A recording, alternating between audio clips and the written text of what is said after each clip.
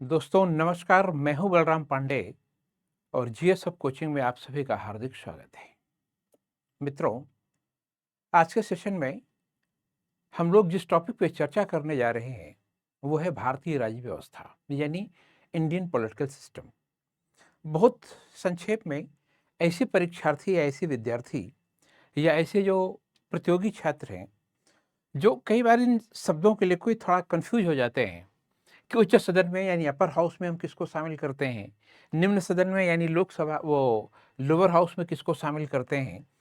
तो इसी बात को थोड़ा आसान बनाने के लिए आपके सामने एक फ्लो चार्ट बनाया गया है, उसको थोड़ा गौर से देखते हैं हम लोग और इसी के ऊपर आज हम आपसे डिस्कस करते हैं। ये जो बनाया गया है आपके सामने, जिसे आप अपने स्क्रीन पे देख रहे हैं, यहाँ से छोटी-छोटी परीक्षाओं में सवाल बहुत सारे पूछे जाते हैं। वो सवाल कैसे पूछे जाते हैं, क्या पूछे जाते हैं, अभी आपसे उससे ज़िक्र करते हैं। लेकिन पहले एक बार ज़रा इसको समझ लेते हैं। तो चलें इस सेशन को थोड़ा आगे बढ़ाते हैं। देखें कि अपने यहाँ जो सिस्टम है, जैसे जब हम लोग कहते हैं कि भई आप एक शब्द पढ़ते हैं विधायिका यानी लेजिस्लेचर, तो विधायिका के मामले में आप एक चीज़ जानते हैं, मतलब विधायिका मतलब राज्य व्यवस्था का वह हिस्सा है। राज्य व्यवस्था यानी पॉलिटिकल सिस्टम का एक ऐसा हिस्सा है जहाँ पर कानून बनाया जाता है, यानी जहाँ पर पॉलिसी मेकिंग होती है, विधायन किया जाता है, लेजिस्लेशन किया जाता है। अगर आप उसको राजनीति शास्त्र की थोड़ा टेक्निकल वर्ड में कहें, तकनीकी शब्दों में कहें, या यूँ कह लें कि राजनीति शास्त्र के थोड़ा बोझिल शब्दों में कहें, तो कहा जाता है कि विधायिका राज्य व्यवस्था का वह हिस्सा है जो विधायन का कार्य करती है, यानी लेजिस्लेशन करती है। लेकिन हम अगर इसी शब्द को थोड़ा आसान बना दें ताकि एक आम आदमी भी, एक साधारण व्यक्ति भी इस बात को समझ जाए, तो हम ये कह सकते हैं कि विधायिका क्या है? यानी विधायिका एक ऐसी संस्था है, एक ऐसी संवैधानिक संस्था है जिसका काम होता है कानून बनाना। जैसे आप कई बार पढ़ते होंगे या सुनते होंगे, कहा जाता है ना कि कानून सड़क पे नहीं बनता, कानून संसद में बनता है। कानून विधायिका में बनता है, तो संसद क्या है? विधायिका है। विधायिका क्या है? एक ऐसी संस्था है जो कानून बनाती है। अब उसी विषय पे थोड़ा चर्चा करते हैं। देखें मित्रों, ये जो आपने लिखा है संसद यानी पार्लियामेंट, इस संसद के 3 अंग हुए। संसद एक ऐसी संस्था है जो पूरे देश के लिए कानून बनाती है, केवल कुछ अपवाद स्वरूप स्थितियों को अगर छोड़ दिया जाए तो, यानी एक्सेप्शनल कंडीशन को छोड़ दें तो संसद के द्वारा बनाया गया कानून पूरे देश पर लागू होगा।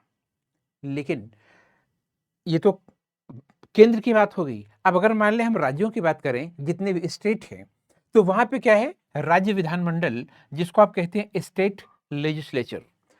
स्टेट लेजिस्लेचर के भी कुल कितने हिस्से हैं? 3। अब आपको हम थोड़ा ये देखना है हम लोगों को कि ये जो 3 हिस्से बनाए गए हैं, जैसे आपने लिखा कि पार्लियामेंट में 3 हिस्सा है, स्टेट लेजिस्लेचर में 3 हिस्सा है, तो तीनों में कौन-कौन से शामिल हैं? तो अगर मान लें थोड़ी देर के लिए हम संसद की बात करें, तो इसका मतलब अब चूँकि ये पूरे राष्ट्र के लिए कानून बनाएगा, पूरे देश के लिए, पूरे नेशन के लिए कानून बनेगा, तो इसका मतलब अब वहाँ पे कोई उसका एक अध्यक्ष होगा। तो राष्ट्राध्यक्ष यानी हेड ऑफ नेशन कौन है? भारत का प्रेसिडेंट है। अब अगर मान लें हम संसद में उच्च सदन की बात करते हैं तो वो राज्यसभा है। अगर हम संसद के लिए निम्न सदन की बात करते हैं तो वो लोकसभा है। इसी तरीके से अगर मान लें आप स्टेट लेजिस्लेचर यानी राज्य विधानमंडल की बात करें, तो राज्य विधानमंडल में राज्य का जो मुखिया होगा वो राज्य का राज्यपाल यानी गवर्नर होगा। राज्य विधानमंडल में आपका जो उच्च सदन होगा वो कौन सा होगा? तो राज्य विधान परिषदें होंगी, यानी स्टेट लेजिस्लेटिव काउंसिल हो गई। और हमने आपसे एक बार किसी सेशन में जिक्र किया था कि भारत में राज्य विधानसभाओं की जो संख्या है आज की तारीख में वो 6 है। इसी तरीके से अगर राज्य विधानमंडल में निम्न सदन यानी लोअर हाउस देखा जाए, तो वहां पर राज्य विधानसभाएं यानी स्टेट लेजिस्लेटिव असेंबली होती हैं। यहाँ ये थोड़ा गौर करने की बात है कि जब हम कभी संसद की बात करते हैं तो संसद के सदस्यों के लिए हम केवल एक शब्द इस्तेमाल करते हैं कि संसद के सदस्य क्या हैं? तो आप कहते हैं सांसद हैं। सांसद को अगर हम अंग्रेजी में कभी कहते हैं तो उनके लिए एक शब्द इस्तेमाल किया जाता है एमपी, यानी मेंबर ऑफ पार्लियामेंट। यानी वो चाहे राज्यसभा का सदस्य हो और चाहे लोकसभा का सदस्य हो, दोनों के लिए हम सांसद शब्द का ही इस्तेमाल करते हैं। लेकिन ये चीज राज्यों के मामले में लागू नहीं होती है। जब आप राज्यों की बात करते हैं तो जो राज्य विधानमंडल में जो दोनों सदन बनाए गए हैं, जो दोनों हाउस बनाए गए हैं, तो एक हाउस को आप राज्य विधान परिषद यानी स्टेट लेजिस्लेटिव काउंसिल और एक को आप राज्य विधानसभा यानी स्टेट लेजिस्लेटिव असेंबली कहते हैं। अगर मान लें थोड़ी देर के लिए कि कोई विधान परिषद का सदस्य है, तो उसके लिए जो हम लोग शब्द इस्तेमाल करते हैं उसको कहा जाता है MLC यानी member of legislative council, council यानी परिषद। अगर वो राज्य विधानसभा का सदस्य है तो उसके लिए हम लोग MLA यानी मेंबर ऑफ लेजिस्लेटिव असेंबली शब्द का इस्तेमाल करते हैं। असेंबली से मतलब यहां से पे क्या है, वो सभा है। एक बात। अब जरा दूसरी बात पे चलते हैं। देखिए मित्रों, जब कभी भी संसद में कानून बनाया जाएगा या जब राज्य विधानमंडल में राज्य के लिए कोई कानून बनाया जाएगा, तो सीधी सी बात उसकी कोई एक संवैधानिक प्रक्रिया होगी। प्रक्रिया होगी तो उस प्रक्रिया की शुरुआत कहाँ से होती है, वो आप जानते हो। या तो केंद्र सरकार कानून बना रही है तो संसद से होगी, राज्य सरकारें कानून बना रही है तो राज्य विधानमंडल यानी स्टेट लेजिस्लेचर से होगा। अब यहाँ पे इस बात को थोड़ा समझना है कि ये जो दोनों चीजें हैं, ये जो आपने लिखा है, ये इन्हीं दोनों को हम लोग सदन कहते हैं यानी हाउस है ये। यानी केंद्र में दो हाउस कौन से हो गए, राज्यसभा और लोकसभा। राज्यसभा उच्च सदन है, लोकसभा निम्न सदन है। इसी तरीके से अगर मान ले राज्य की बात हो रही है तो वहां पर भी दो सदन होते हैं। ये दोनों सदन लिखे गए हैं यानी राज्य विधानसभाएं हैं और राज्य विधान परिषदें हैं। ये दोनों सदन है, सदन यानी हाउस हैं। और इन्हीं हाउस में क्या किया जाता है कि कानून बनाने की प्रक्रिया शुरू की जाती है। अब इस बात को थोड़ा आगे बढ़ाते हैं, जहां से आपसे कई बार सवाल पूछा जाता है मित्रों, जरा उस पर थोड़ा ध्यान दें। अब मित्रों इस चीज को थोड़ा सा हम लोग आगे बढ़ाते हैं। देखें, होता यह है जहां से आपसे कई बार प्रश्न पूछा जाता है, अब जरा आप उन चीजों पे ध्यान दें। एक, आपसे सवाल पूछा जाता है, ये जो आपने लिखा है, जो स्ट्रक्चर बनाया गया है, इसमें कई बार राष्ट्रपति, राज्यसभा के जो सदस्य हैं या लोकसभा के जो सदस्य हैं, आपसे ये प्रश्न पूछ लिया जाता है कि इनकी उम्र कितनी होती है। तो चलें पहले इस बात पे जिक्र कर लेते हैं। तो पहली बात ये ध्यान में रखें, पहली बात ये है कि भारत में अपनी जो है जो संवैधानिक व्यवस्था है, जो कॉन्स्टिट्यूशनल प्रोविजन है, उसमें एक व्यवस्था ये है कि ऐसे लोग जिनकी न्यूनतम उम्र 35 साल या इससे अधिक होनी चाहिए। तो 35 साल में कौन कौन से लोग आते हैं, चलें उस पर थोड़ा सा जिक्र करते हैं। देखें, जिन लोगों की उम्र 35 साल या इससे ज्यादा होनी चाहिए, उसमें 3 लोग शामिल हैं। वो 3 लोग कौन कौन से शामिल हैं? एक, जो भारत का राष्ट्रपति होगा यानी प्रेसिडेंट। दूसरा, जो भारत का उपराष्ट्रपति होगा। तीसरा, जो भारत का राज्यपाल होगा यानी गवर्नर। मतलब क्या हुआ, ये 3 लोग ऐसे हैं जिनकी उम्र 35 साल से कम नहीं हो सकती लेकिन अधिक हो सकती है। कितनी अधिक हो सकती है, यह संविधान में कहीं नहीं लिखा गया है। यानी वो न्यूनतम उम्र सीमा 35 साल लिखी गई है, कहीं पे भी हमारे संविधान में ये नहीं लिखा गया है कि इनकी अधिकतम उम्र क्या होगी। इसका मतलब क्या हुआ, जैसे आपने लिखा भारत का राष्ट्र का अध्यक्ष कौन होगा, हेड ऑफ नेशन कौन होगा, तो वो भारत का राष्ट्रपति होगा और उसकी न्यूनतम उम्र कितनी होगी, 35 साल। अगर मान ले जो राज्य का मुखिया है यानी हेड ऑफ स्टेट, तो उसकी भी, उसको हम लोग क्या कहेंगे, वो राज्य अध्यक्ष है, हेड ऑफ स्टेट। उसकी भी उम्र 35 साल से कम नहीं हो सकती है, हाँ ज्यादा हो सकती है। एक प्रश्न, इसका मतलब क्या हुआ कि जब हम कभी राष्ट्राध्यक्ष या राज्य अध्यक्ष यानी हेड ऑफ नेशन या हेड ऑफ स्टेट की बात करते हैं तो इसमें 2 लोग आएंगे, एक भारत का राष्ट्रपति आएगा, प्रेसिडेंट आएगा, और दूसरा राज्यों के राज्यपाल आएंगे। इन लोगों की जो उम्र होगी, हमने आपको पहले एक लाइन में ही बता दिया कि इनकी उम्र 35 साल से कम नहीं होती, यानी 35 साल की उम्र सीमा में कौन कौन आएंगे, 3 लोग आएंगे, भारत का राष्ट्रपति आएगा, उपराष्ट्रपति आएगा और राज्यपाल आएगा। अब बात को थोड़ा आगे बढ़ाते हैं। अब आपका आता कौन सा है, जो आपका आपने लिखा है उच्च सदन यानी अपर हाउस। अपर हाउस में क्या है, चलें उसको भी जरा देखते हैं। अपर हाउस में मित्रों, अपर हाउस में कौन आ रहा है, उच्च सदन यानी अपर हाउस। अपर हाउस के मामले में क्या है कि अपर हाउस में जो न्यूनतम उम्र सीमा रखी गई है वो 30 साल है। 30 साल, 30 ईयर। इसका मतलब क्या हुआ, अब वो अपर हाउस, अगर मान ली संसद की बात हो रही है, जो भी आपने यहां पे लिखा था, जो संसद है, तो अगर वो राज्यसभा है वहां पे, तो राज्यसभा के सदस्यों की उम्र 30 साल से कम नहीं हो सकती लेकिन उससे ज्यादा हो सकती है। उसी तरीके से राज्य विधान परिषदों में जो इसके सदस्य चुन के जाते हैं, उनकी भी उम्र 30 साल से कम नहीं होनी चाहिए, यानी 30 साल से ऊपर होनी चाहिए। अब सीधा सा मतलब क्या हुआ, राष्ट्राध्यक्ष या राज्य अध्यक्ष के लिए उम्र सीमा 35 साल हुई, यानी जो भी आपने यहाँ पे लिखा था 35 साल ये न्यूनतम है, हमने आपको पहले से बताया, अधिकतम उम्र सीमा की कोई बात नहीं की गई है। उच्च सदन की बात हो रही है तो 30 साल है, और अगर मान लें निम्न सदन यानी लोअर हाउस की बात हो रही है तो फिर 5 साल इसको घटा दें, वो कितना हो गया, 25 साल। इसका मतलब ये हुआ कि निम्न सदन के अगर सदस्य हैं आप, तो वहां पे आप चाहे लोकसभा के सदस्य रहें यानी पार्लियामेंट में, और चाहे राज्यों के राज्य विधानमंडल स्टेट लेजिस्लेचर में आप चाहे विधानसभा यानी असेंबली के सदस्य रहें, आपकी उम्र सीमा 25 साल से कम नहीं हो सकती है। अब यहीं पे एक प्रश्न उठता है कि आपसे जैसे कई बार पूछ भी लिया जाता है कि भारत में प्रधानमंत्री की या मुख्यमंत्री की न्यूनतम उम्र क्या होती है।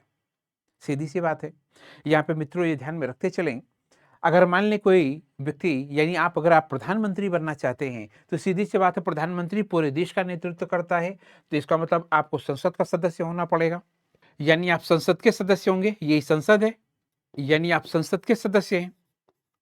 तो अगर आप पार्लियामेंट यानी संसद के सदस्य हैं और आपको बताया गया कि अगर कोई व्यक्ति प्राइम मिनिस्टर बनना चाहता है, तो इसका मतलब हुआ पीएम बनने के लिए उसको यहीं पे तो आना पड़ेगा, संसद में। और यहां पे अगर आप आना चाहते हैं, इसका मतलब प्राइम मिनिस्टर बनना चाहते हैं, तो इन दोनों सदनों में से किसी एक का सदस्य होना जरूरी है, यानी राज्यसभा और लोकसभा में से किसी एक का चुनाव जीतना आपके लिए बेहद जरूरी है। भारत में अभी तक जितने भी लोग प्राइम मिनिस्टर बने हैं, उसमें से 4 लोग ऐसे प्राइम मिनिस्टर बने हैं मित्रों, जो कि लोकसभा के नहीं, राज्यसभा के सदस्य थे। तो राज्यसभा के सदस्य थे, तो आपके दिमाग में एक सवाल आएगा, वो चारों लोग कौन कौन से थे। चलें उनका नाम आपको बताते चलते हैं। देखें, हमने आपसे कहा कि भारत में आज तक जितने भी प्राइम मिनिस्टर बने हैं, मोदी जी तक की बात कर रहे हैं, तो उन सारे लोगों में से केवल 4 लोग ऐसे हैं जो कि राज्यसभा के सदस्य रहे हैं और तब प्राइम मिनिस्टर बने हैं। उसमें पहला नाम पहला नाम श्रीमती इंदिरा गांधी जी का आता है। जब ताशकंद समझौता होता है 1966 में और लाल बहादुर शास्त्री जी की का देहांत हो जाता है, तो उनकी मृत्यु के बाद कुछ समय के लिए एक बार गुलजारी लाल नंदा कार्यवाहक प्रधानमंत्री बनते हैं, लेकिन जब उन कार्यवाहक प्रधानमंत्री के बाद एक स्थायी प्रधानमंत्री बनाया गया, तो वो श्रीमती इंदिरा गांधी जी बनती हैं। जब श्रीमती इंदिरा गांधी जी भारत की पहली बार प्राइम मिनिस्टर बनी थी मित्रों, तो वो लोकसभा की नहीं, वो राज्यसभा की सदस्य थी। इसका मतलब क्या हुआ, 4 प्राइम मिनिस्टर में पहला प्राइम मिनिस्टर कौन हुआ, श्रीमती इंदिरा गांधी। अब इसके आगे बढ़ते हैं। इसके बाद राजनीति धीरे धीरे चलती रहती है, वक्त गुजरता रहता है।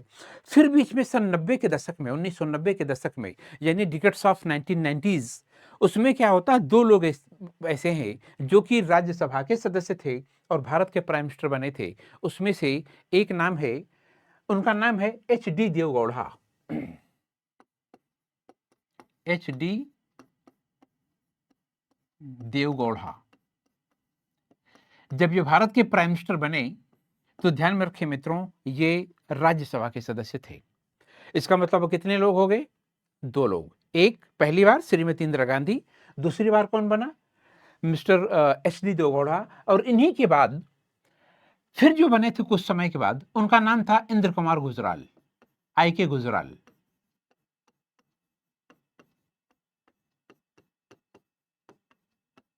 ये भी जब भारत के प्राइम मिनिस्टर बनाए गए, तो भारत के जब प्राइम मिनिस्टर बने तो लोकसभा के नहीं, वो राज्यसभा के सदस्य थे। चौथे नंबर पे किसका नाम आता है, डॉक्टर मनमोहन सिंह का। डॉक्टर मनमोहन सिंह। डॉक्टर मनमोहन सिंह भारत में 2004 से लेकर के और 2014 तक पूरे 10 साल प्राइम मिनिस्टर रहे, और ये मित्रों राज्यसभा के सदस्य थे। इसका मतलब ये हुआ कि भारत में आज तक जितने भी प्राइम मिनिस्टर हुए, उन सारे प्राइम मिनिस्टर में 4 लोग थे जो कि राज्यसभा के सदस्य थे। आपको उनका नाम बताया गया। पहली बार श्रीमती इंदिरा गांधी बनी थी 1966 में। इसके बाद दूसरे बार कौन बनता है, एच.डी. देवगौड़ा जी बनते हुए हैं। फिर इसके बाद कौन बनता है, इंद्र कुमार गुजराल जी बनते हैं। और अंत में कौन बनता है, तो आपने लिखा डॉक्टर मनमोहन सिंह। ये ध्यान में रखें, ये जो चारों प्राइम मिनिस्टर बने और जब तक वो राज्यसभा के सदस्य थे, उसमें सबसे लंबा जो कार्यकाल था, टेन्योर, वो डॉक्टर मनमोहन सिंह का था, पूरे 10 साल। अब यहां पे हम आपको क्या बता रहे थे, अगर मान ली कोई भी व्यक्ति प्राइम मिनिस्टर बनना चाहता है तो हमने आपसे क्या कहा कि उस व्यक्ति को इन दोनों सदनों में से, दोनों सदन यानी दोनों हाउस में से किसी एक का सदस्य होना जरूरी है। ठीक है, बिल्कुल उसी तरीके से अगर मान ली कोई आदमी मुख्यमंत्री यानी राज्य का मुख्यमंत्री, चीफ मिनिस्टर बनना चाहता है, तो सीधी सी बात है, अगर वो राज्य का प्रतिनिधित्व कर रहा है तो उसको राज्य विधानमंडल यानी स्टेट लेजिस्लेचर में ये जो दोनों सदन बनाए गए हैं, दोनों हाउस बनाए गए हैं, इन दोनों में से किसी एक की सदस्यता लेनी जरूरी है। ये ध्यान रखते चले मित्रों, हमने आपसे पहले से एक बार बताया था कि राज्य विधान परिषद यानी स्टेट लेजिस्लेटिव काउंसिल में भारत में आज जितने भी राज्य हैं, जैसे अगर आप वर्तमान समय यानी प्रेजेंट टाइम में देखेंगे तो कुल मिला के 28 राज्य हैं और 8 केंद्र शासित प्रदेश हैं। उन 28 राज्यों में से केवल 6 राज्यों में विधान परिषदें हैं, लेजिस्लेटिव काउंसिल है। इसका मतलब है जिन राज्यों में विधान परिषदें हैं उनकी संख्या हो गई 6। जिन राज्यों में विधान परिषदें नहीं है, उन 28 में से 6 निकाल देंगे तो बचे कितने, 22। इसका मतलब क्या हुआ, उन 22 राज्यों में विधान परिषदें नहीं है। अब अगर मान ले जहां पर विधानसभाएं और विधान परिषदें यानी असेंबली और काउंसिल दोनों बनाए गए हैं, उन राज्यों को द्विसदनीय व्यवस्था के अंतर्गत शामिल किया जाता है, यानी 2 हाउस सिस्टम के अंतर्गत शामिल किया जाता है।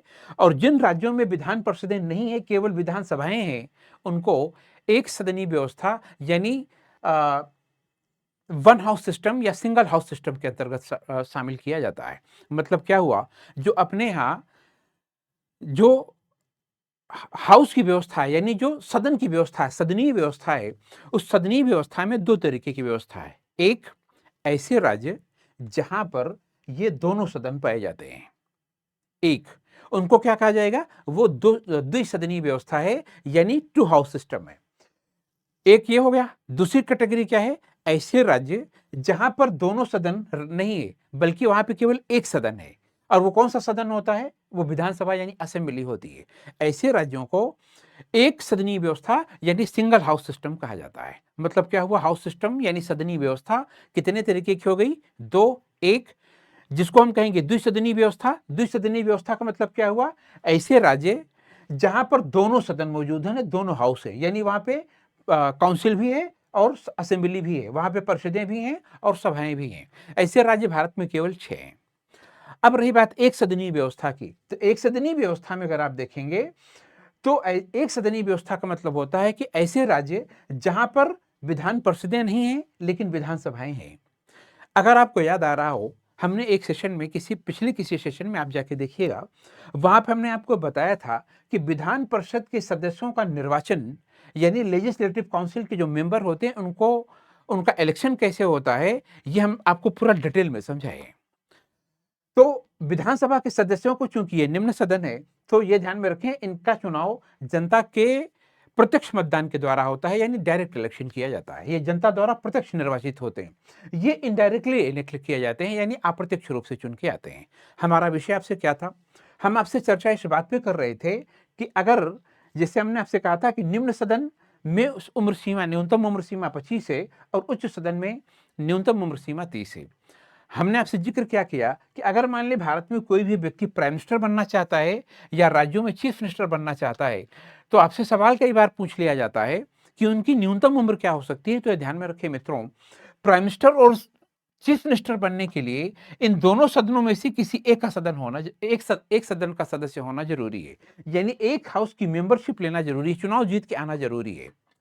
अब जब आप चुनाव जीत के आएंगे तो आपको पहले से बताया गया कि निम्न सदन की उम्र सीमा 25 है। अब आप जरा सोचिए, आप निम्न सदन का चुनाव लड़े, चुनाव जीत गए, इसका मतलब हुआ भारत का संविधान ये कह रहा है कि अगर आप बहुमत प्राप्त पार्टी, यानी जिस पार्टी को मेजोरिटी जिस गठबंधन को, अलायंस को मेजोरिटी मिली हुई है, बहुमत मिला हुआ है, अगर वो आपको अपना नेता चुन लेता है तो आप प्राइम मिनिस्टर बन सकते हैं या आप चीफ मिनिस्टर बन सकते हैं। इसका सीधा मतलब ये हुआ कि भारत में अगर कोई व्यक्ति प्राइम मिनिस्टर या चीफ मिनिस्टर बनना चाहता है तो उसकी न्यूनतम उम्र सीमा कितनी होगी, 25 साल।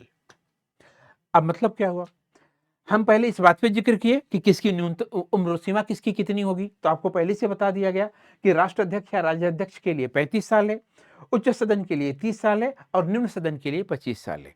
देखिए मित्रों, ये ध्यान में रखें, चूंकि यहाँ पे न्यूनतम उम्र सीमा रखी गई है, भारत में आज तक ऐसा कोई प्राइम मिनिस्टर नहीं हुआ है जो 25 साल का रहा हो, 25 साल पूरा हो गया हो और 26वें साल में प्राइम मिनिस्टर बन गया हो।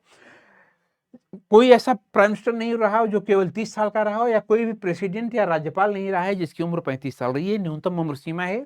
इस उम्र सीमा में इन पदों को पाना इतना आसान काम नहीं होता है। अब इस बात को थोड़ा सा आगे बढ़ाते हैं।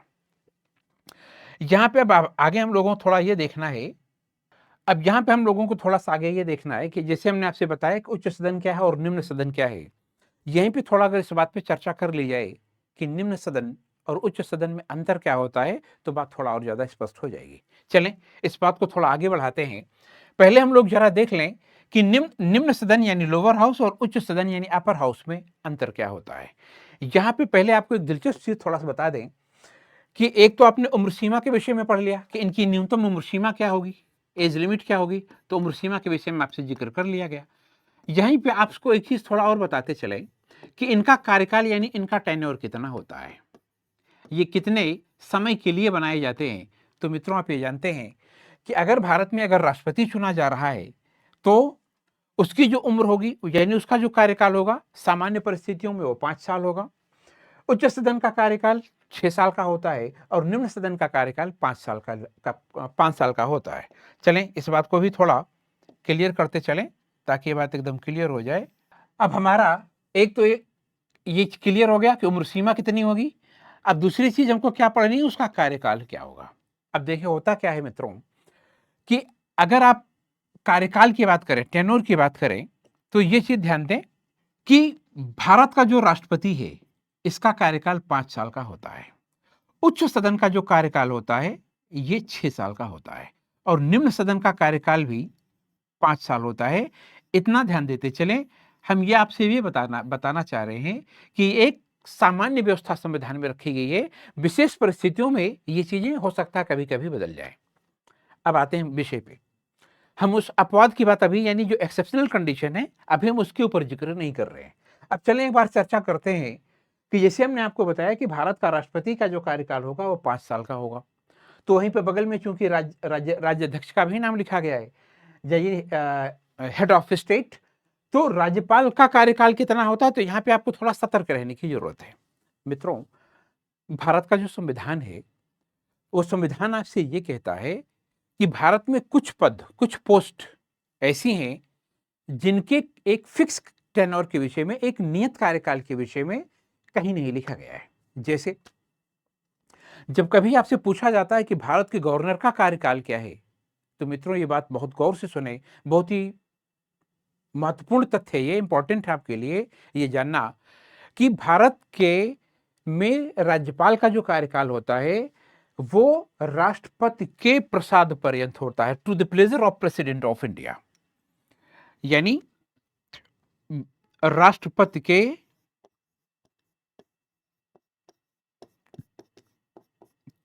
प्रसाद पर्यंत।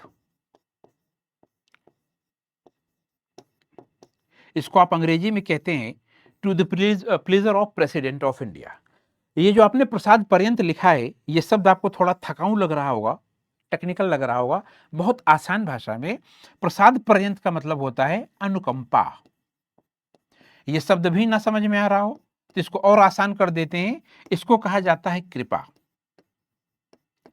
इसको आप इस तरीके से समझें, जैसे जब बचपन में हम लोग स्कूल जाया करते थे और कभी ये होता था कि कोई छुट्टी पड़ गई, पता लगा मम्मी अपने मायके जा रही हैं यानी आपके ननिहाल जा रही हैं, तो ये होता था कि बच्चों मम्मी के साथ साथ बच्चे भी जाते थे और वो बच्चा अगर स्कूल में उस समय पढ़ रहा है तो तुरंत एक एप्लीकेशन, एक प्रार्थना पत्र देना पड़ता था और ये बता दिया जाता था कि नानी मर गई है, मम्मी मायके जा रही है, इसीलिए हमको 4 दिन, हम 4 दिन नहीं आएंगे, हमको इतने दिन छुट्टी देने की अनुकंपा करें।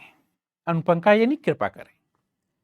प्रसाद पर्यंत का मतलब क्या हुआ, आपने क्या लिखा कि भारत में 2 पद ऐसे हैं जो राष्ट्रपति के प्रसाद पर्यंत होते हैं, उसमें से एक नाम राज्यपाल, एक राज्यपाल का होता है और दूसरा जो भारत में अटॉर्नी जनरल बनाया जाता है, जिसको आप हिंदी में महान्यायवादी कहते हैं।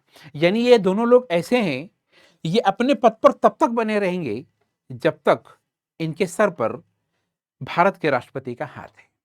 जिस दिन भारत का राष्ट्रपति नाराज हो जाता है, इन लोगों से इनका पद वापस ले लिया जाता है। ध्यान में रखिए, किसी भी तरीके से कोई भी महाअभियोग यानी कोई भी इंपीचमेंट लाने की जरूरत नहीं होती। अब सीधे मुद्दे पे आते हैं। प्रश्न क्या है? राज्यपाल का कार्यकाल क्या है? तो आपका एक लाइन का जवाब होगा कि किसी भी राज्य का राज्यपाल भारत के राष्ट्रपति के प्रसाद पर्यंत अपने पद पर कार्य करेगा। इसका मतलब क्या हुआ? राज्य का राज्यपाल अपने पद पर तब तक बना रहेगा जब तक भारत का राष्ट्रपति ये चाहता है कि वो अपने पद पर कार्य करे। जिस दिन भारत का राष्ट्रपति ये चाह लेगा कि नहीं, इसको पद से हटा दिया जाए, उसको कुछ नहीं करना है, केवल आदेश जारी करेगा और राज्यपाल की कुर्सी खाली हो जाएगी। इसी तरीके से हमने आपको एक वो बताया, मतलब वो दूसरा पद बताया जिसके विषय में भी हमने आपको बताया था। उनको कहा जाता है अटॉर्नी जनरल, या आप इसको हिंदी में महान्यायवादी कहते हैं। अटॉर्नी जनरल, या आप इसको हिंदी में कहते हैं महान्यायवादी। क्या होता है इसका किसी सेशन में, अगले सेशन में हम लोग जिक्र करेंगे। अभी आप केवल इतना ध्यान में रखते चलें कि भारत में ये जो दोनों पद हैं, तो जो दोनों पोस्ट बनाई गई हैं, कौन कौन सी? एक राज्यपाल की और दूसरा जो अटॉर्नी जनरल है। ये दोनों लोग ऐसे होते हैं जो राष्ट्रपति के प्रसाद पर्यंत अपने पद पर कार्य करते हैं। अब अगर मान ले आपसे सवाल पूछ लिया जाए कि भारत का राष्ट्रपति, भारत में किसी राज्य का राज्यपाल अपने पद पर कार्य करता है। मान लीजिए एक प्रश्न पूछ लिया गया और आपको नीचे जो ऑप्शन दिया गया, जो विकल्प दिया गया, उसमें आपको बता दिया गया 5 साल, 4 साल, 3 साल, और उसी में से एक विकल्प आपको दे दिया गया राष्ट्रपति के प्रसाद पर्यंत। तो ये ध्यान में रखें मित्रों, आंख मूंद के आप निशान किस पे लगाएंगे कि भारत में किसी राज्य का राज्यपाल और अटॉर्नी जनरल, ये दोनों राष्ट्रपति के प्रसाद पर्यंत अपने पद पे काम करेंगे। इनका कार्यकाल फिक्स नहीं है। इतना आपको बताते चलें कि केंद्र राज्य संबंध यानी सेंटर स्टेट रिलेशन एक टॉपिक है अपने यहाँ राज्य व्यवस्था में, पॉलिटिकल सिस्टम में। इसके ऊपर हम जब किसी सेशन में जिक्र करेंगे तो आपको बताएंगे कि केंद्र राज्य संबंधों पर आज तक जितने भी कमीशन यानी आयोग बनाए गए हैं, उनकी संख्या कुल मिला के 6 है। यानी केंद्र और राज्यों के बीच में संबंध बेहतरीन हो, कोई तनातनी ना हो, कोई टेंशन ना हो, इसी विषय को ध्यान में रखते हुए आज तक कुल 6 आयोग बनाए गए हैं। जो पहला आयोग बनाया गया था वो 1966 में बनाया गया था, जिसको हम लोग कहते हैं प्रथम प्रशासनिक सुधार आयोग, यानी फर्स्ट एडमिनिस्ट्रेटिव रिफॉर्म कमीशन। ये कमीशन बनाया गया था 1966 में, और मोरारजी देसाई जी इसके पहले चेयरमैन बनाए गए थे, लेकिन बाद में किन्हीं कारणों से ये अपने पद को छोड़ दिए थे और उनके जगह हनुमंथैया जी को प्रथम प्रशासनिक सुधार आयोग का चेयरमैन बनाया गया था। इसके बाद धीरे धीरे करते करते एक आयोग बनाया गया, सरकारी आयोग, जिसको श्रीमती इंदिरा गांधी ने बनाया था 1980 के दशक में। और जो अंतिम आयोग बना, जो लास्ट में कमीशन सेटअप किया गया था, वो डॉक्टर मनमोहन सिंह के समय बनाया गया था 2007 में। और उस आयोग को हम लोग कहते हैं पुंछी आयोग, यानी इनका पूरा नाम था न्यायमूर्ति मदन मोहन पुंछी। ये सर्वोच्च न्यायालय के प्रधान न्यायाधीश रह चुके थे। इसका मतलब ये हुआ कि केंद्र राज्य संबंध पर कुल कितने आयोग बने? 6। पहला आयोग कब बना? 1966 में। इस आयोग के चेयरमैन कौन थे? मोरारजी देसाई। इनके बाद मतलब इसी आयोग के दूसरे चेयरमैन कौन बनाएंगे? हनुमंथैया जी बनाएंगे। काम आपको समय बताया गया 1966 में। इसके बाद जो अंतिम आयोग बना उसको पुंछी आयोग कहा जाता है। इनका पूरा नाम था मदन मोहन पुंछी, और पुंछी जी सर्वोच्च न्यायालय के प्रधान न्यायाधीश रह चुके हैं, भूतपूर्व प्रधान न्यायाधीश हैं, former chief justice of India हैं। इन्हीं की अध्यक्षता में 2007 में केंद्र राज्य संबंधों में भारत में अंतिम कमीशन बनाया गया था, और इस आयोग को बनाया गया था 2007 में, और इसकी रिपोर्ट आई थी 2010 में। मित्रों, ये ध्यान देते चलें कि पुंछी आयोग ने जो सिफारिशें भारत सरकार को दी हैं, सौंपी गई, जिनके ऊपर सरकार कंसीडर कर रही है पिछले कई सालों से, उस आयोग में एक सुझाव दिया गया है कि भारत में जो राज्यपालों का जो पद है, जो गवर्नर बनाए जाते हैं, ये अभी तक की व्यवस्था के अनुसार ही भारत के राष्ट्रपति के प्रसाद पर्यंत होते हैं। इस कमीशन ने एक सुझाव दिया है कि भारत में जो राज्यपालों का पद है, वो बड़ा विवादास्पद है, बड़ा डिस्प्यूटेड रहा है। केंद्र और राज्यों के बीच में जो तरह-तरह के विवाद यानी डिस्प्यूट पैदा हो जाते हैं, उसमें से एक डिस्प्यूट इस बात को लेके अक्सर हो जाता है कि किसी राज्य के राज्यपाल और उस राज्य के मुख्यमंत्री के बीच में बड़ी टेंशन हो जाती है। संबंध बहुत बिगड़ जाते हैं। इस तरीके की चीज़ों को अगर आप देखें, तो आप पश्चिम बंगाल में बहुत ज़्यादा देखने को पाएँगे, जहाँ पे ममता बनर्जी जी बैठी हैं। अब इन विवादों का कारण क्या है, उस पे बाद में चर्चा करेंगे। लेकिन जितने तरीके के विवाद हैं, उसमें एक बहुत बड़ा विवाद होता है राज्यपालों की भूमिका। ये पद बहुत ही डिस्प्यूटेड रहा है। इसी डिस्प्यूट का, इसी विवाद का समाधान करने के मामले में सरकारी आयोग सॉरी पुंछी आयोग ने एक सुझाव दिया था कि जो राज्य के जो राज्यपाल होते हैं, उसमें जो संविधान में व्यवस्था डाली गई है कि राष्ट्रपति के प्रसाद पर्यंत अपने पद पर कार्य करेंगे, इस व्यवस्था को हटा दिया जाए। इनको स्थायी रूप से नियुक्त किया जाए, इनका कार्यकाल एक तरीके से फिक्स कर दिया जाए, और जब कभी भी राज्यपालों को पद से हटाने की बात हो, तो उनको बिल्कुल उसी प्रक्रिया के द्वारा हटाया जाए जैसे सर्वोच्च न्यायालय या हाई कोर्ट के जज को महाभियोग की प्रक्रिया के द्वारा हटाया जाता है। ये सुझाव पुंछी आयोग ने किसको दिया? भारत सरकार को दिया, या यूं कह लें भारत के राष्ट्रपति को दिया। इसमें अभी कंसीडर किया जा रहा है, अभी सरकार ने ऐसा कोई निर्णय नहीं लिया है। अब फिर विषय पे आते हैं लौट के। हम आपसे क्या बताएं कि उम्र सीमा हम आपको पहले से बता दिए, 35 साल, 5 साल, फिर आपने लिखा सॉरी उम्र सीमा आपको पहले से बता देगी, 35 साल, 30 साल और 25 साल। दूसरा हमारा कार्य वो क्या था, कार्यकाल यानी टेन्योर कितना होगा। हमने आपको बताया था कि भारत का राष्ट्रपति 5 साल रहेगा। राज्यपाल के अगर कार्यकाल की अगर आप बात करें, तो संविधान की व्यवस्था क्या कहती है कि उनका कार्यकाल फिक्स नहीं है, वो राष्ट्रपति के प्रसाद पर्यंत अपने पद पर कार्य करते हैं। अब दूसरी बात आई, उच्च सदन के सदस्यों का कार्यकाल क्या होगा, तो आपको बताया गया 6 साल होगा, और निम्न सदन का जो कार्यकाल होता है या इनके सदस्यों का जो कार्यकाल होता है, वो 5 साल का होता है। इसका मतलब दो चीज क्लियर हुई। अब यहाँ पे मित्रों एक बहुत दिलचस्प चीज है, जब आप कहते हैं ना कि उच्च सदन के सदस्यों का कार्यकाल 6 साल का होता है, तो ये 6 साल कैसे पूरा करते हैं, इस दिलचस्प चीज को हम लोग थोड़ा समझने की कोशिश करते हैं। चलें, इस सेशन को थोड़ा सा हम लोग अब आगे बढ़ाते हैं। अब हम लोग किस बात पे चर्चा करेंगे? उच्च सदन है, जैसे मान लें राज्यसभा है। राज्यों में कौन है? विधान परिषद है, यानी लेजिस्लेटिव काउंसिल है। इनका कार्यकाल कैसे होता है? 6 साल। अब चलें इस विषय पे चर्चा करते हैं, लेकिन एक चीज पर यहाँ पे आपका थोड़ा ध्यान खींच दें, इसलिए कि प्रीवियस ईयर में कुछ ऐसे सवाल पूछे गए हैं जहां पर छोटी-छोटी चीजों पे हम लोग ध्यान नहीं देते हैं, और हमारा जवाब जो होता है, आंसर जो होता है, वो गलत हो जाता है। देखिए मित्रों, राज्यसभा का कार्यकाल 6 साल नहीं होता। राज्यसभा स्थायी सदन है, परमानेंट हाउस है। राज्यसभा एक स्थायी सदन है, इसका कार्यकाल 6 साल नहीं होता। राज्यसभा के सदस्यों का कार्यकाल 6 साल का होता है, यानी मेंबर ऑफ राज्यसभा। ठीक है, राज्यसभा का कार्यकाल एक बात है, राज्यसभा के सदस्यों का कार्यकाल एक बात है। तो राज्यसभा क्या है कि स्थायी सदन, वो तो कभी भंग होती ही नहीं, वो तो कभी डिसॉल्व होती ही नहीं। ठीक है, लेकिन अगर आपसे ये कहा जा रहा है कि राज्यसभा के सदस्यों का कार्यकाल क्या है, तो तुरंत आंख मूंद के आप क्या बताएंगे कि राज्यसभा एक उच्च सदन है, और उच्च सदन का कार्यकाल 6 साल का होता है। विधान परिषद के सदस्यों का भी कार्यकाल 6 साल का होता है। अब इस विषय को हम लोग थोड़ा समझने की कोशिश करते हैं, एक उदाहरण देकर आपको समझाने की कोशिश करते हैं। चलें देखें कि इनका कार्यकाल 6 साल होता कैसे है। चलें अब इस बात को आगे बढ़ाते हैं। आप जरा सोचें कि किसी व्यक्ति को राज्यसभा का सदस्य बनाया गया। चलें मान लेते हैं कि वो व्यक्ति 2020 में राज्यसभा का सदस्य बनता है। एक उदाहरण यानी एक एग्जाम्पल लेके आपको समझाते हैं, इसको आप इस तरीके से समझें।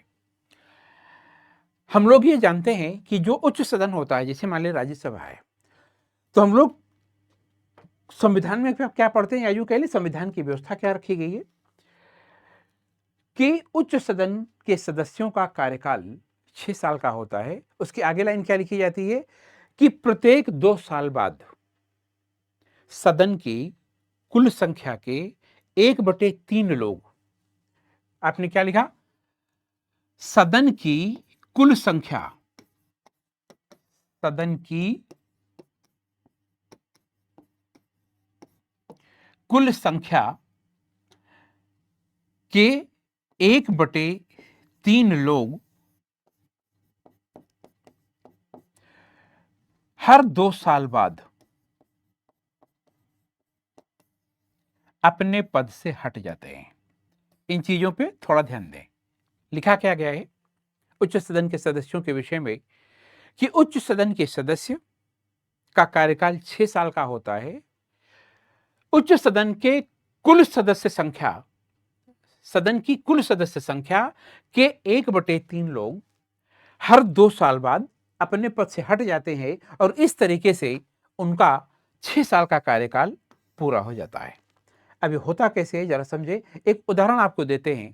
कल्पना करें कि आप जरा सोचिए कि राज्यसभा में, मतलब उदाहरण आपको दे रहे हैं ताकि आप उसको इजीली समझ जाएं। चलिए मान लेते हैं उदाहरण के लिए कि सदस्यों की जो संख्या है, ये जो आपने लिखा है सदन की कुल संख्या, चलिए मान लेते हैं फॉर एग्जांपल वो 180 है। हालांकि राज्यसभा में जो सदस्यों की अधिकतम संख्या है वो 250 है। संविधान में जो व्यवस्था दी गई है वर्तमान समय में उनकी संख्या 245 है। इन 245 लोगों में से 12 लोगों को भारत का राष्ट्रपति नॉमिनेट करता है, यानी मनोनीत करता है। मनोनयन के यानी नॉमिनेशन के 4 आधार होते हैं। चारों आधार क्या होते हैं ये किसी सेशन में हमने पिछले सेशन में डिस्कस किया है, फिर भी आपको इतना बता देते हैं। कला, साहित्य, विज्ञान और समाज सेवा यानी आर्ट, साइंस, सोशल वर्क और लिटरेचर, ये 4 आधार पे राज्यसभा के सदस्यों का मनोनयन, नॉमिनेशन भारत का राष्ट्रपति करता है। अब आपको आसान भाषा में समझाने के लिए हम एक उदाहरण लिए कि चलिए मान लेते हैं थोड़ी देर के लिए कि राज्यसभा में सदस्यों की संख्या कितनी हो गई, 180। तो आपने यहाँ पे एक पॉइंट क्या लिखा, सदन की कुल संख्या के, तो संख्या कितने लिए हम लोग उदाहरण में 180। आपने क्या लिखा 1/3 लोग। किसका 1/3? जो सदन की कुल संख्या है। तो इसका मतलब क्या हुआ कि 180 का 1/3 कितना हो गया, 60। ये तो हुआ। आपने क्या लिखा कि अगर मान ले राज्यसभा में सदस्यों की संख्या 180 है तो उसमें से 60 लोग कितने साल बाद अपने पद से हट जाएंगे, 2 साल बाद। अब आगे क्या आप पढ़ते हैं कि इस तरीके से उनका कार्यकाल 6 साल का पूरा हो जाता है। कैसे पूरा होता है, अब इस चीज को हम थोड़ा आगे बढ़ाते हैं। आप जरा सोचें कि राज्यसभा में हमने उदाहरण लिया कि सदस्यों की कुल संख्या 180 है। 1/3 सदस्य कितने हो गए, 60।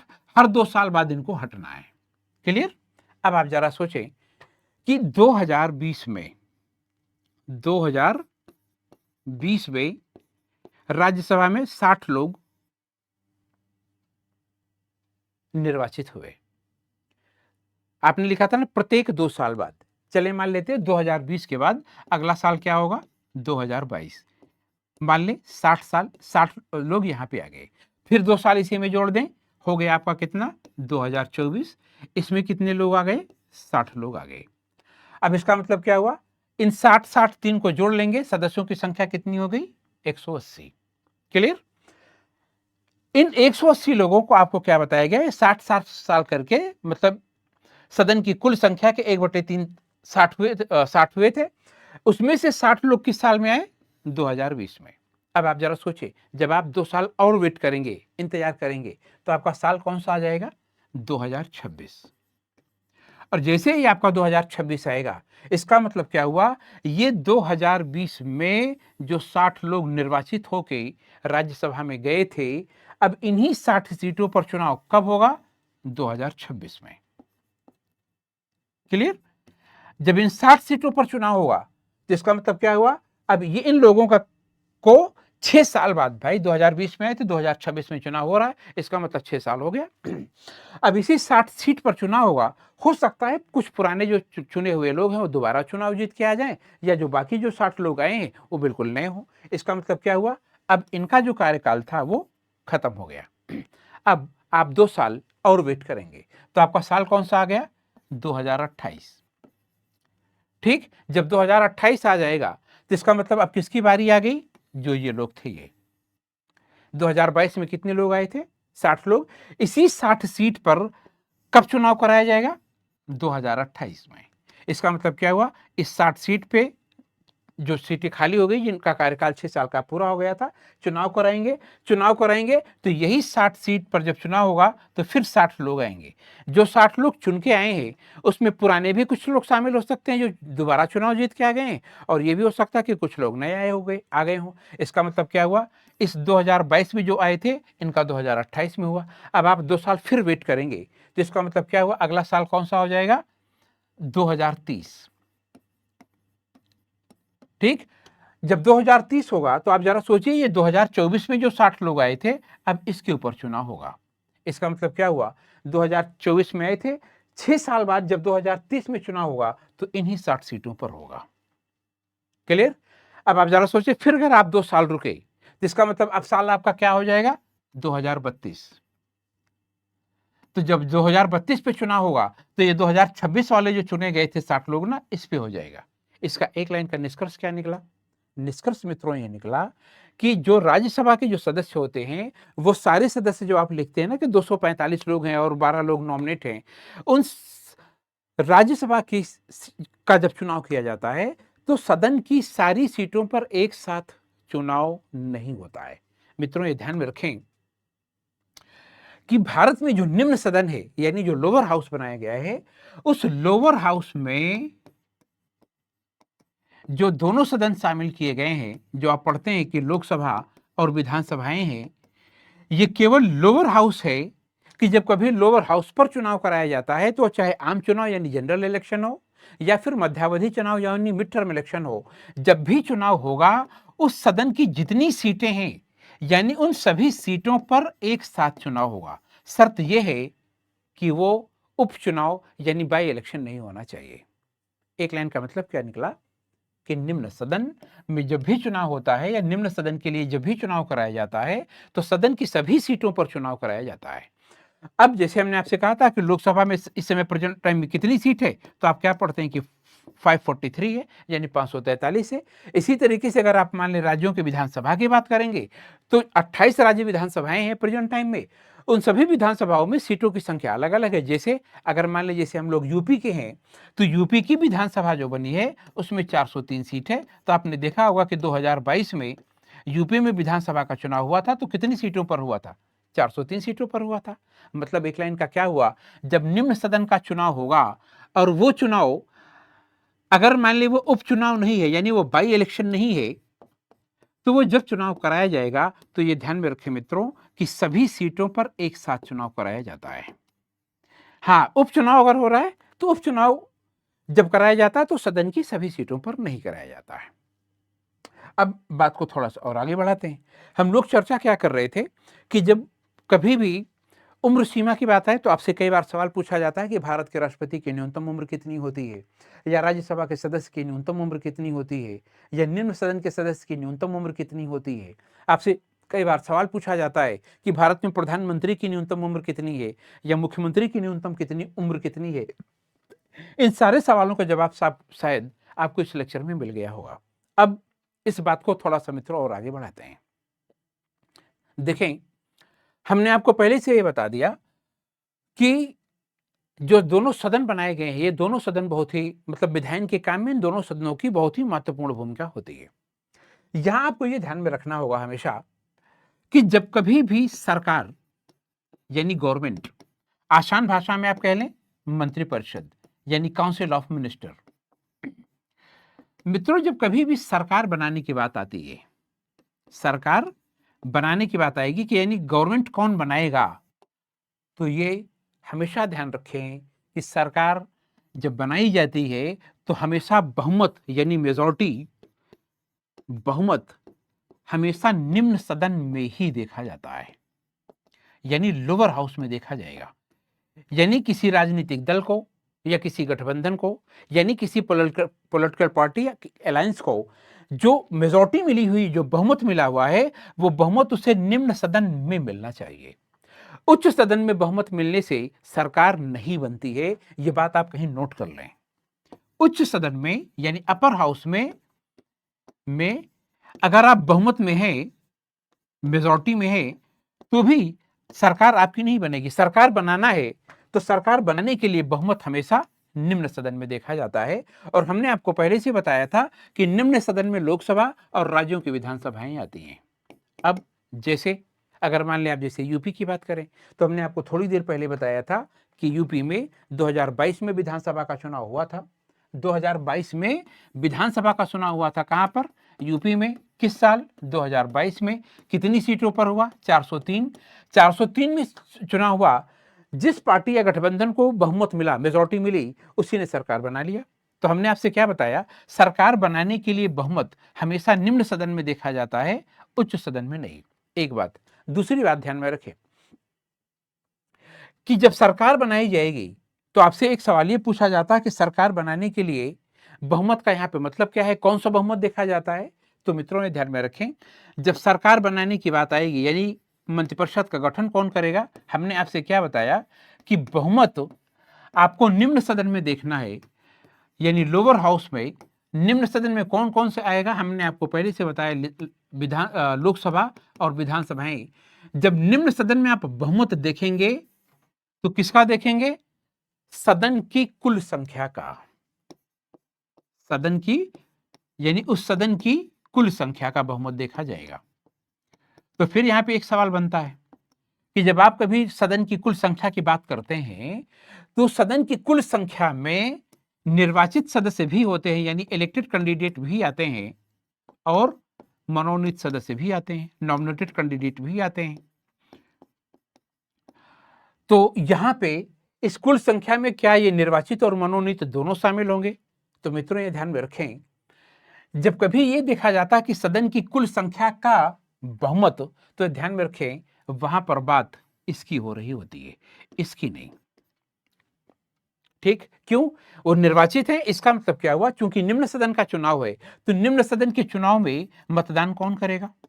मतदान जनता करेगी, आम जनता करेगी, पब्लिक करेगी, यानी जनता जनार्दन करेगी, जिसको अपना जनादेश दे दे, जिसको अपना मैंडेट दे दे। इसका मतलब क्या हुआ? जब सदन की कुल संख्या की बात आए तो मित्रों ये ध्यान में रखें, वहां पे निर्वाचित सदस्यों की जो संख्या है उनका बहुमत होना चाहिए। तो फिर एक प्रश्न बनता है कि अगर मान लें बहुमत बन रहा है तो बहुमत जो है वो दो तरीके का होगा। एक साधारण बहुमत होगा, सिंपल मेजॉरिटी है, और एक को आप कहते हैं कि वो विशेष बहुमत है। इन शब्दों का मतलब क्या है आपको बताते चलें। साधारण बहुमत का मतलब क्या हुआ कि सदन की कुल संख्या का 50% यानी आधा प्लस 1, यानी आधे से एक ज्यादा। जैसे हमने आपसे क्या बताया कि यूपी है, तो यूपी की विधानसभा में कुल सीट कितनी है? 403। 403 का 50% प्लस 1 यानी आधे से एक ज्यादा कितना होगा? तो आप जानते हैं कि आधे से एक ज्यादा कितना होगा? 202। तो इसका मतलब क्या हुआ? वो आधे से एक कम कितना हुआ? 201। इसका मतलब हुआ कि जिस पार्टी या जिस गठबंधन को 202 सीट मिली है वो सरकार बनाएगी, मंत्रिपरिषद का गठन करेगी, और जिसको 201 सीट मिली है वो अपोजिशन यानी विपक्ष में बैठेगा। तो एक बात, अगली बात ध्यान में रखें कि जब कभी भी सरकार बनाने की बात आती तो आप हमेशा ध्यान रखें कि निम्न सदन में बहुमत देखा जाएगा। निम्न सदन में बहुमत देखा जाएगा तो आपको पहले ही से बताया गया कि जब बहुमत देखेंगे तो निम्न सदन की जो कुल संख्या है उस कुल संख्या में निर्वाचित और मनोनीत सदस्य दोनों शामिल होते हैं। तो यहां पर इस बात को विशेष रूप से ध्यान में रखें कि जब सदन की कुल संख्या का बहुमत देखा जाएगा तो उसमें मनोनीत सदस्य शामिल नहीं होंगे, उसमें केवल निर्वाचित यानी इलेक्टेड कैंडिडेट शामिल होंगे। जैसे अभी हमने आपसे बताया ना कि यूपी की विधानसभा में 403 सीट है। मित्रों ये 403 निर्वाचित सीट है। अगर यूपी की विधानसभा की कुल सीट देखी जाए तो वो 404 थी, जिसमें से 403 पे चुनाव होता है और एक सीट अपने यहाँ का संविधान ये कहता था, हालांकि अब उसको हटा दिया गया है, कि जैसे लोकसभा में आप देखते हैं कि भारत का राष्ट्रपति दो लोगों को नॉमिनेट करता था जो कि एंग्लो इंडियन कम्युनिटी के होते थे, यानी आंग्ल भारतीय समुदाय के होते थे। वो चुनाव लड़ते नहीं थे, उनको भारत का राष्ट्रपति अपनी सिफारिश से उनको लोकसभा में नियुक्त कर देता था, अपॉइंट कर देता था। लेकिन अब ये व्यवस्था मोदी जी ने हटा दी है। इसका मतलब क्या हुआ? अब एंग्लो इंडियन न तो लोकसभा में चुन के जाते हैं, मतलब नॉमिनेट किए जाते हैं, और न ही राज्य विधानसभाओं में किए जाते हैं। यानी संविधान की हमारी व्यवस्था क्या थी कि लोकसभा में भारत का राष्ट्रपति दो लोगों को नॉमिनेट करेगा, किन लोगों को नॉमिनेट करेगा? जो एंग्लो इंडियन होंगे यानी जो आंग्ल भारतीय होंगे। इसी तरीके से राज्यों में राज्यपालों को एक शक्ति प्रदान की गई थी कि हर राज्य का राज्यपाल अपने राज्य में, उस राज्य में जितनी विधानसभा सीट है उसमें एक सीट वो एंग्लो इंडियन को नॉमिनेट कर देता था। लेकिन अब यह व्यवस्था हटा दी गई है। इसका मतलब क्या हुआ कि वर्तमान में यूपी की विधानसभा में सीटों की कुल संख्या 403 है। एक बात, अगली बात ध्यान में रखें, पहले ये कितना हुआ करती थी? 404। इस 404 में एक एंग्लो इंडियन नॉमिनेट किया जाता था और 403 में चुनाव कराया जाता था, जो अभी हमने लिखा है। तो हमारा चर्चा क्या थी कि जब आप कभी बहुमत देखते हैं सदन की, तो सदन की कुल संख्या में निर्वाचित सदस्य रहेंगे। कौन सा बहुमत देखेंगे? आपको बताया गया पहले से ही, वो साधारण बहुमत होगा, यानी सिंपल मेजॉरिटी होगी। साधारण बहुमत का मतलब क्या होता है? सदन की कुल संख्या के आधे से एक ज्यादा। लेकिन ये ध्यान रखें मित्रों कि 50% प्लस 1 ये एक बात है, लेकिन 51% अलग बात है। इन दोनों में अंतर क्या होता है, ये हम अपने किसी लेक्चर में इसको डिस्कस किए हैं आपके साथ, पूरा एग्जाम उदाहरण देके, वहां पे अगर आप चाहें तो उसको जाके देख सकते हैं। एक अगली बात ध्यान में रखें, बहुमत एक क्या होता है? विशेष बहुमत, स्पेशल मेजोरिटी। इसका मतलब है सदन की कुल संख्या का 2/3। मतलब एक लाइन का क्या हुआ? जैसे भी आपने लिखा, ये 403 का 2/3 निकालो जरा। जैसे भी आपने लिखा कि 403 का साधारण बहुमत आपने क्या लिखा? तो आपने क्या लिखा? 202। क्लियर? इसी तरीके से यूपी की विधानसभा में हमने आपसे कहा कि कुल सीट कितनी है? 403। ये निर्वाचित सीट है, इसमें एंग्लो इंडियन नहीं है। तो आपने क्या लिखा? साधारण बहुमत, सिंपल मेजोरिटी। तो साधारण बहुमत में हमने आपको क्या बताया था कि 50% प्लस 1, तो ये संख्या कितनी निकल के आई? 202। लेकिन अगर मान ले हम विशेष बहुमत निकालेंगे, तो विशेष बहुमत यानी स्पेशल मेजोरिटी कितनी होगी? 2/3। तो 403 का 2/3 कितना हुआ? तो ये संख्या कितनी निकल के आ गई? 268। ये ध्यान रखें मित्रों, सरकार बनाने के लिए विशेष बहुमत की जरूरत नहीं होती, केवल साधारण बहुमत की जरूरत पड़ती है। क्लियर? चलें यहीं पे एक आपको ये बात और थोड़ा क्लियर कर दें। वो आपसे ये क्लियर करना है कि जैसे हमने आपसे कहा कि 50% एक बात है, जैसे आपने क्या लिखा कि साधारण बहुमत एक बात है, लेकिन 51% लेकिन 51% अलग बात है। अगर मान लें आप 51% निकालें, तो 403 का 51% कितना होगा? 403 का 51% कितना हो रहा है? 205। क्लियर? तो हमने आपको क्या बताया कि साधारण बहुमत अलग बात है, यानी 50% प्लस 1 एक बात है, और 51% अलग बात है। आपको परीक्षा में कंफ्यूज करने के लिए ऐसा विकल्प आपको दिया जा सकता है कि साधारण बहुमत का मतलब होता है सदन की कुल संख्या का 51%, सदन की कुल संख्या का 50% प्लस 1, या सदन की कुल संख्या का 2/3। इस तरीके के ऑप्शन दिए जा सकते हैं। तो साधारण बहुमत का मतलब केवल यह होता है। अब आज के लेक्चर में हम लोगों ने जिन चीजों के ऊपर डिस्कशन किया है, उसी चीज को एक बार हम आपसे उसको कंसाइज कर देते हैं। कंसाइज क्या कर देते हैं?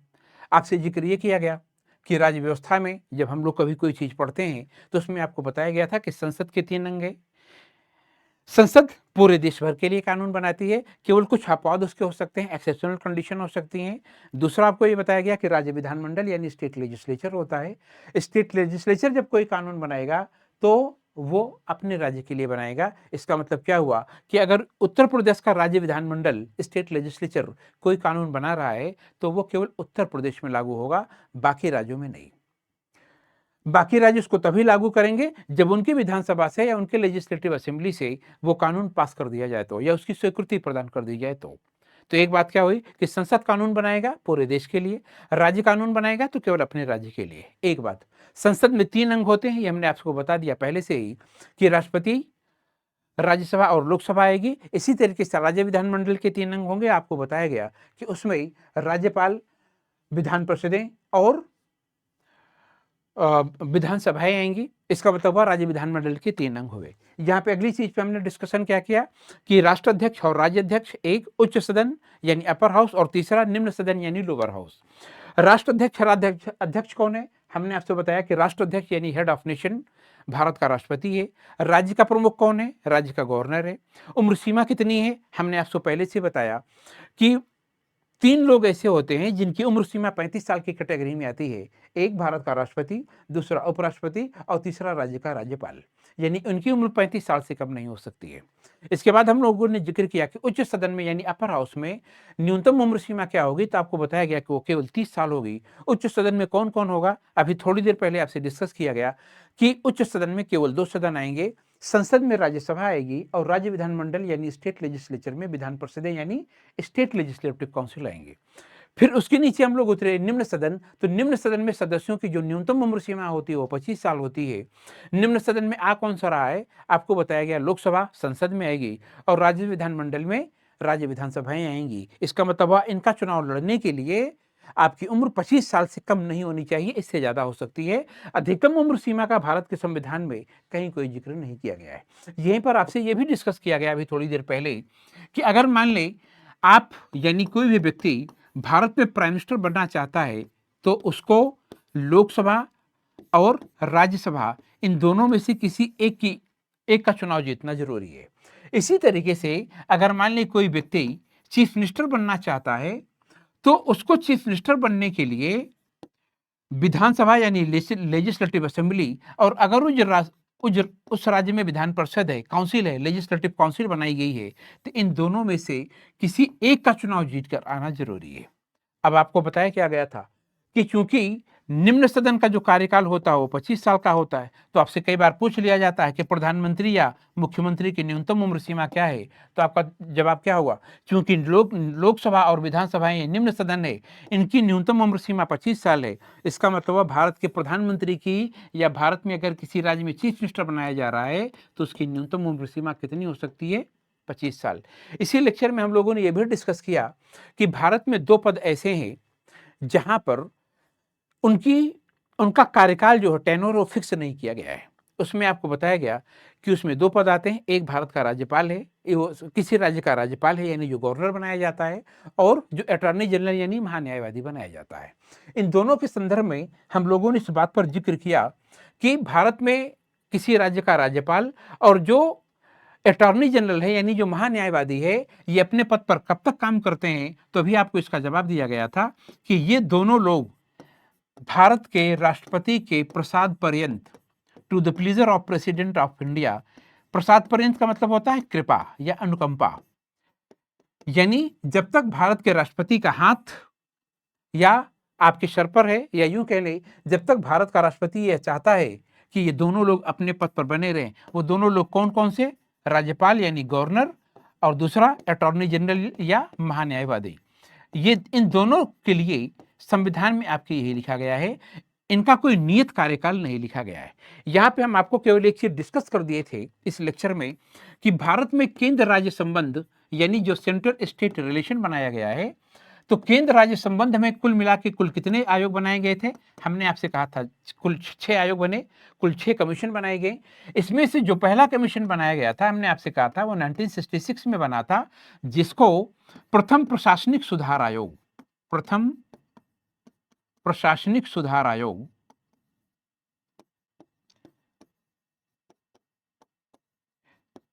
यानी फर्स्ट एडमिनिस्ट्रेटिव रिफॉर्म कमीशन बनाया गया था। हमने आपसे अभी जिक्र किया था कि इस आयोग के जो चेयरमैन बनाए गए थे, प्रथम प्रशासनिक सुधार आयोग के जो चेयरमैन बनाए गए थे, पहली बार उसके चेयरमैन बनाए गए थे मोरारजी देसाई जी, मोरारजी देसाई।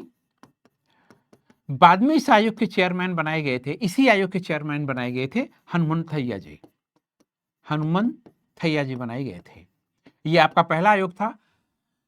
इसी तरीके से जो आपका आखिरी आयोग बनाया गया था, यानी कुल 6 आयोग जो बनाए गए हैं, उस 6 आयोग में से जो 6वां आयोग बनाया गया था उसको हम लोग पुंछी आयोग कहते हैं। पुंछी आयोग, पुंछी कमीशन।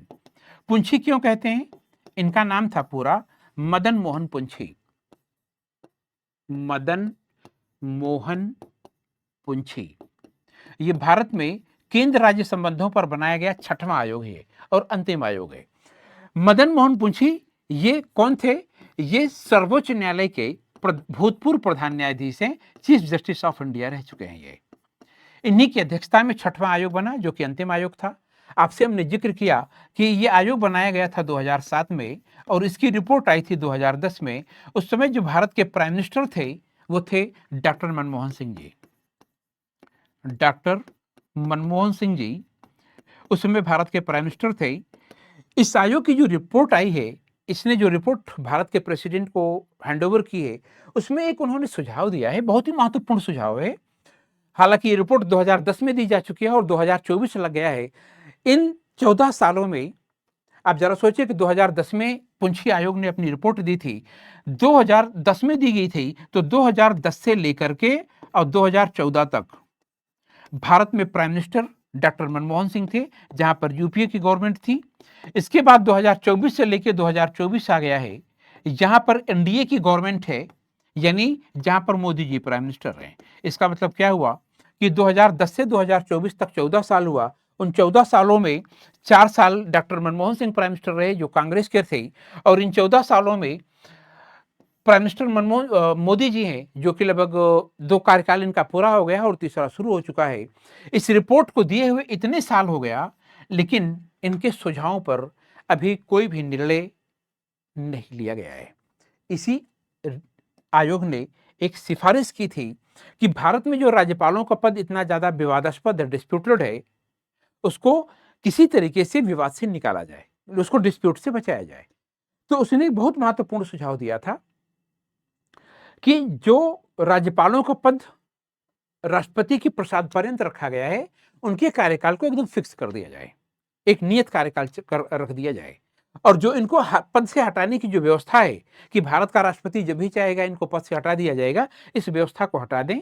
संविधान में एक संशोधन किया जाए और ये कर दिया जाए कि अगर भारत के राज्यपाल को अगर उसके पद से हटाना है, पद पर रहते हुए पद से हटाना है, तो वही प्रक्रिया अपनाई जाए जो माननीय सर्वोच्च न्यायालय, माननीय हाईकोर्ट के न्यायाधीशों को पद से हटाने के लिए किया जाता है, यानी जिसको आप महाभियोग या इम्पीचमेंट कहते हैं।